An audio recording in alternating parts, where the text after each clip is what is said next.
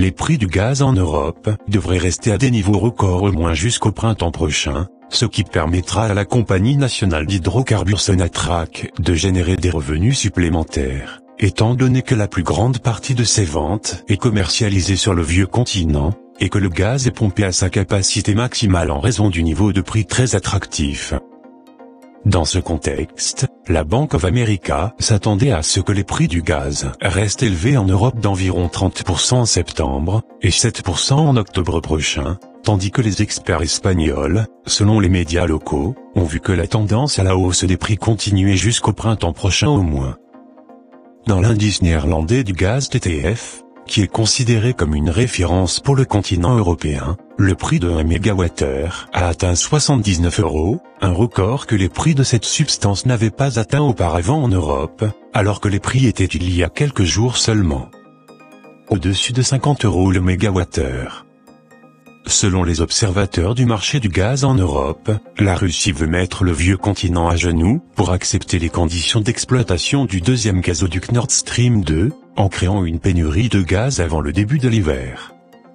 Ces évolutions indiquent que la compagnie nationale d'hydrocarbures Sonatrach, qui commercialise l'essentiel de sa production de gaz sur le continent européen, va engranger des revenus records supplémentaires au moins jusqu'au printemps prochain, revenus qui compenseront quelque peu les pertes subies par la compagnie au cours de l'année 2020, lorsque les ventes ont diminué avec elles les prix en raison de la fermeture économique en Europe en raison de la pandémie de Corona.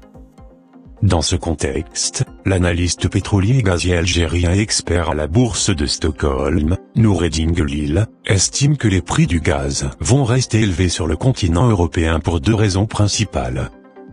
La première raison, selon Noureddin Guelil, est que la hausse des prix de cette substance était en dehors de la saison froide et de la saison hivernale, car il était d'usage que les prix augmentent périodiquement, de façon saisonnière, lorsque la saison hivernale arrivait, mais cette temps, les prix selon lui ont augmenté au plus fort de l'été, et il est donc très peu probable qu'ils baissent en hiver.